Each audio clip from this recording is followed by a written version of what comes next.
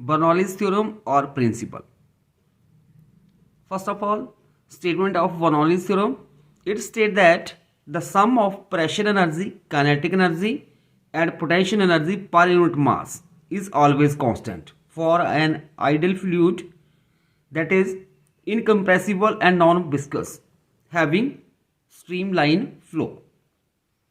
According to this theorem, जो kinetic energy होगी, potential energy और साथ में pressure energy per unit volume of an ideal fluid वो ऑलवेज कांस्टेंट रहती है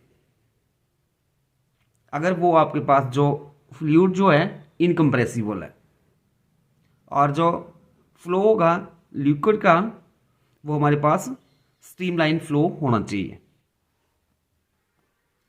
that is pressure energy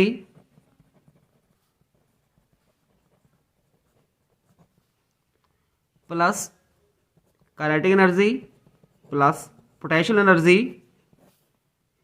divided by mass equal to constant, or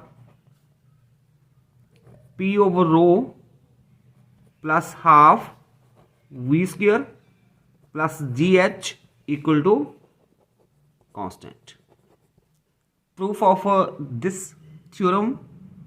Consider an ideal fluid having streamline flow through a pipe of varying area of cross section.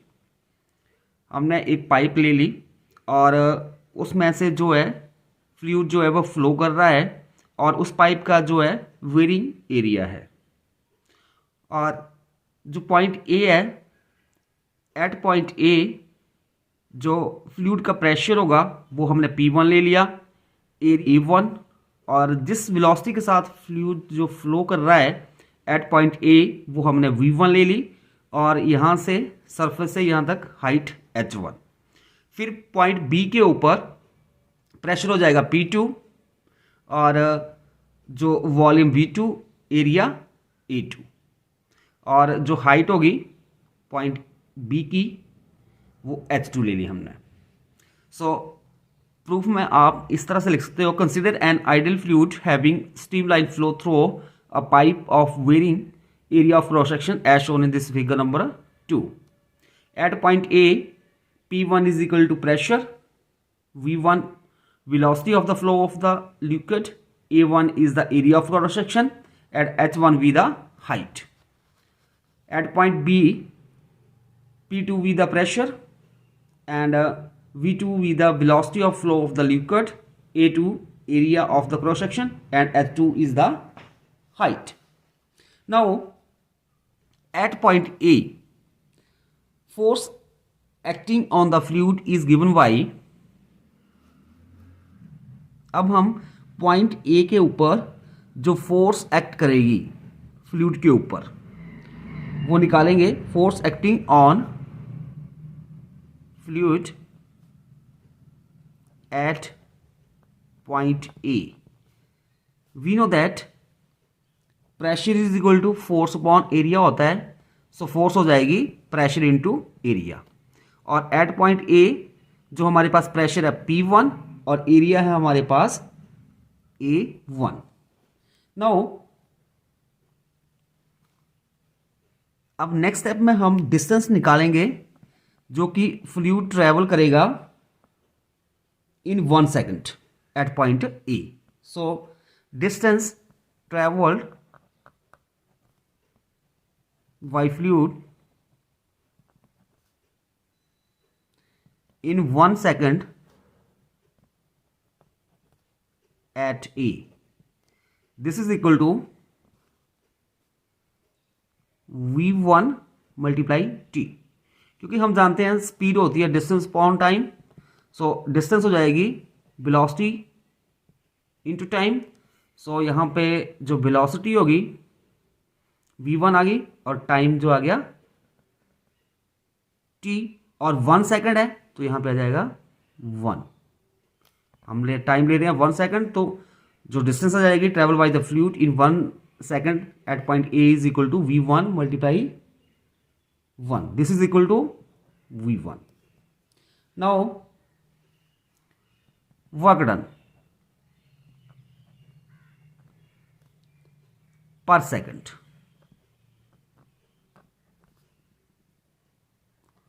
On the fluid at A. जो work done होगा 1 second में on the fluid at point A, वो आ जाएगा, work done होता है force into distance. So distance travelled by fluid in 1 second at A. So this is equal to force हमारे पास हम एट पॉइंट ए है P1 A1, और जो डिस्टेंस आई हमारे पास दैट इज V1। सो ये बन जाएगा P1 A1 V1। सिमिलरली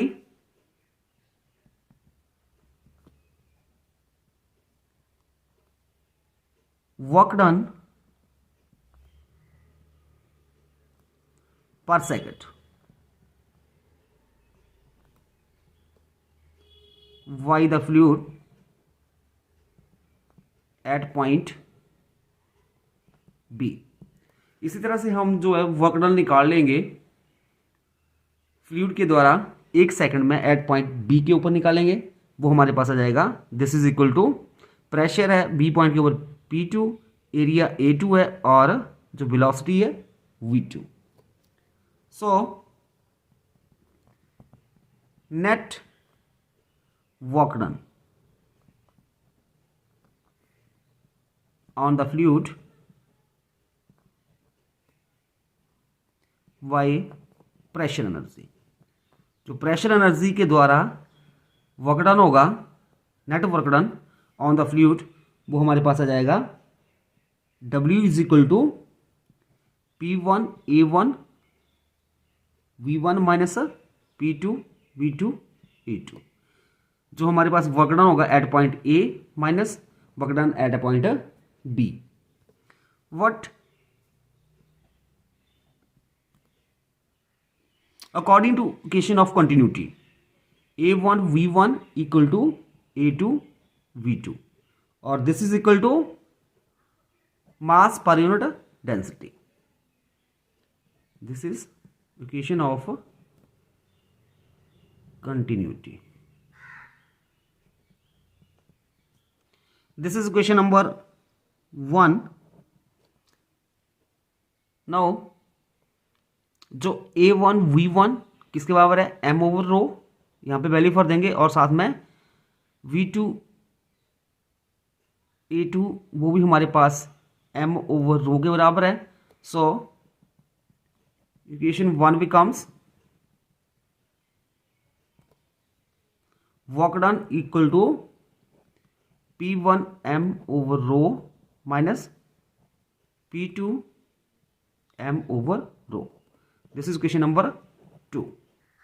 जब फ्लूइड फ्रॉम पॉइंट ए से V तक फ्लो करेगा तो हमारे पास जो वर्क डन होगा प्रेशर एनर्जी के द्वारा, उसके कारण जो है जो काइनेटिक एनर्जी होगी और जो पोटेंशियल एनर्जी होगी फ्लूइड की, वो इंक्रीज होगी।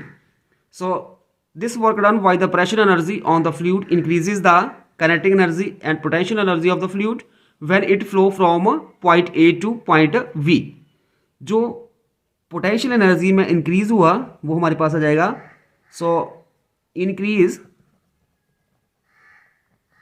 इन potential energy of the fluid, वो आ जाएगा हमारे पास potential energy at B minus potential energy at A, और दिस इज इक्वल टू जो पोटेंशियल एनर्जी होगी पॉइंट बी के ऊपर, हाइट H2 है, तो ये हमारे पास आ जाएगी mgH2, और यहाँ पे ए पॉइंट के ऊपर हाइट H1 है, तो हो जाएगा mgH1। इसी तरह से जो इंक्रीज आएगा, increase in kinetic energy of the fluid, वो हमारे पास आ जाएगा, this is equal to kinetic energy at point B minus kinetic energy at point A. और जो काइनेटिक एनर्जी होगी एट पॉइंट बी के ऊपर वो हमारे पास आ जाएगी हाफ एम v2 का square minus half M v1 का स्क्वायर। इसके बाद हम वर्क एनर्जी थ्योरम को अप्लाई करेंगे। So according to work energy theorem, according to work energy theorem, work done on the fluid is equal to the change in the energy of the fluid। जो fluid के ऊपर work done हो रहा है वो किसके बराबर आ जाएगा, that is equal to change in energy of the fluid, that is work done by the pressure energy equal to total increase in energy। Total increase means उसकी काइनेटिक एनर्जी भी इंक्रीज हो रही है और पोटेंशियल एनर्जी भी increase हो रही है। और जो वर्क डन जो हो रहा है बाय द प्रेशर एनर्जी, उसके लिए हमने पहले रिलेशन निकाल लिया है, वो है हमारे पास P1 m over rho minus P2 m over rho. This is equal to change in potential energy थी mgh2 minus mgh1 plus kinetic energy half mv2 का स्क्वायर माइनस हाफ mv1 का स्क्वायर। अभी यहाँ पे m कॉमन है तो उसको बाहर निकाल लेंगे। We have left with P1 over rho minus P2 over rho. This is equal to m taken outside GH2 minus GH1 plus half V2 का स्क्वायर माइनस हाफ V1 का स्क्वायर।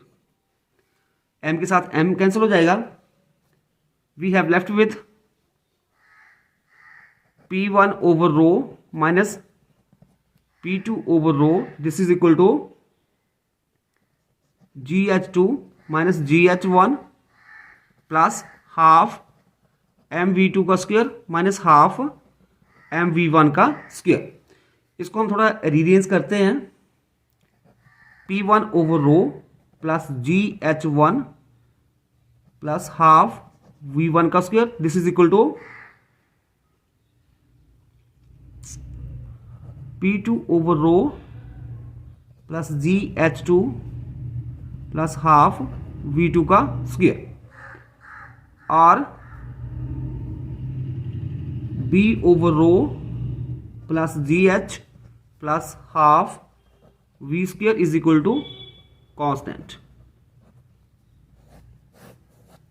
और जो ये इक्वेशन है which is Bernoulli's theorem.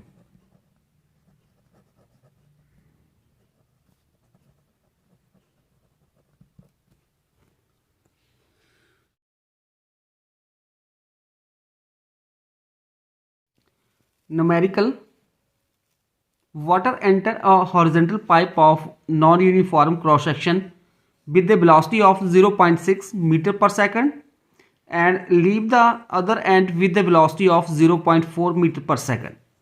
At the first end, pressure of water is 1200 Newton per meter square. Calculate the pressure of water at the other end. Density of water is 1000 kilometer per metre cube.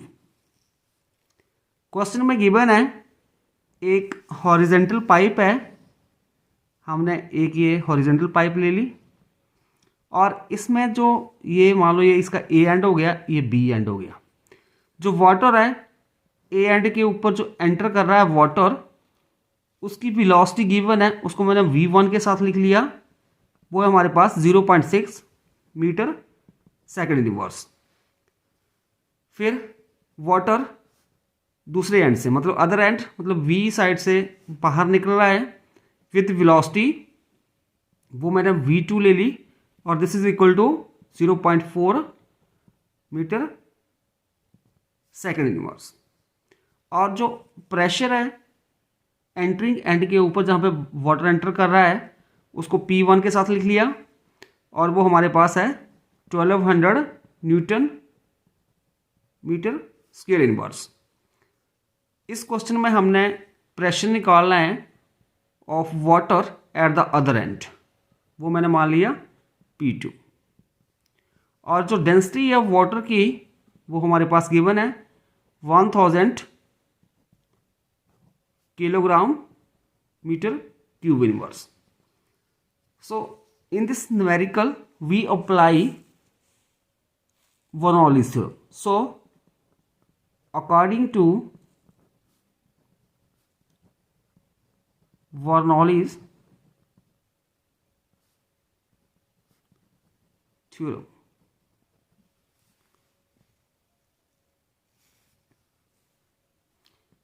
P1 plus half rho V1 का square equal to P2 plus half rho V2 का square.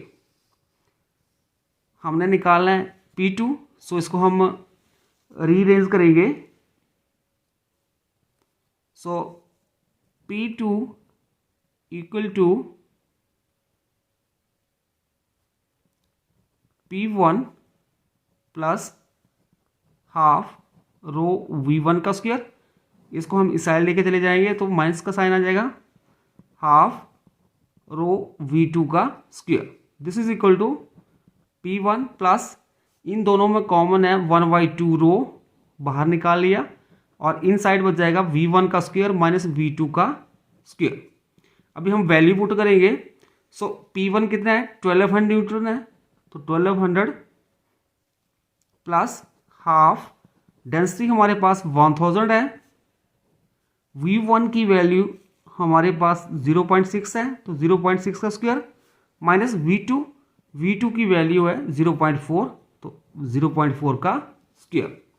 अब हम इसको solve करेंगे, यह जाएगा 1200 plus, अब इसकी कटिंग हो जाएगी 500 आ जाएगा 500, और 0.6 का होल स्क्वायर होता है 6 36, तो 0.36 माइनस, और 0.4 का स्क्वायर यह जाएगा 0.16, और this is equal to 1200 plus 500, 0.36 में से माइनस करेंगे हम 0.16, यह आ जाएगा 0.20, और दिस इज इक्वल टू 1200 प्लस 20 मल्टीप्लाई 500, सो हियर यहाँ पे आ जाएगा 100, so this is equal to 1300 newton metre square inverse. So pressure at the other end आ जाएगा 1300 newton per metre square.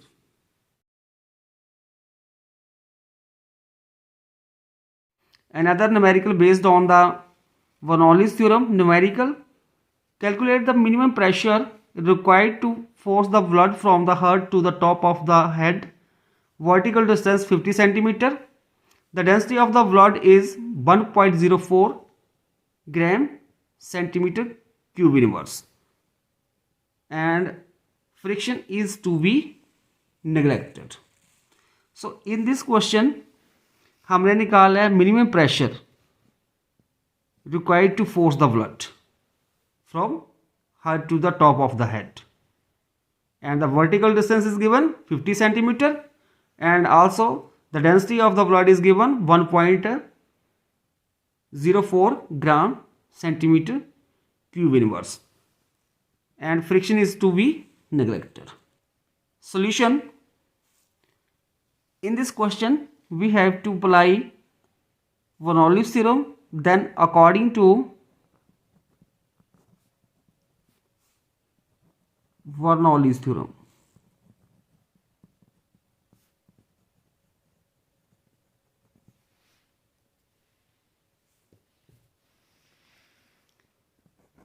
P1 plus rho GH1 plus half rho V1 का square equal to P2 plus rho GH2 plus half rho V2 का square. थोड़ा इसको हम rearrange करेंगे, और P1 minus P2 equal to P2 को हम इस साइड लेके आ जाएंगे तो माइनस P2 हो जाएगा, और इन दोनों को हम इस साइड लेके चले जाएंगे तो इनका साइन चेंज हो जाएगा, माइनस में आ जाएगा। सो हमारे पास बन जाएगा रो जी H2, इसको साइड लेके जाएंगे तो रो जी H1 plus half rho V2 का square minus half rho V1 का स्क्वायर। अभी इसमें हमारे पास कॉमन है रो जी, उसको बाहर निकालेंगे, यहाँ पे आ जाएगा H2 माइनस H1 प्लस इन दोनों में कॉमन है 1/2 रो V2 का स्क्वायर माइनस V1 का square. If V1 is equal to V2 then P1 minus P2 equal to rho G H2 minus H1। अगर हमारे पास V1 is equal to V2 हो तो जो हमारे पास ये इक्वेशन, ये वाली equation 1, this becomes P1 minus P2, यहाँ पे V2 माइनस V1 का स्क्वायर, अगर ये इक्वल हो जाएंगे तो कैंसिल हो जाएंगे, तो जीरो जाएगा, मल्टीप्लाई ये सारे टर्म कैंसिल हो जाएंगे। We have left with P1 minus P2 is equal to rho G H2 minus H1। Here H2 minus H1 equal to 50 centimeter in this question, and density जो है rho 1.04 gram centimetre cube inverse, और G is equal to 980 centimetre square inverse. So P1 minus P2, this is equal to 1.04 multiply 980 multiply 50, और this is equal to 5.096 multiply 10 raised to power 4 9 centimetre square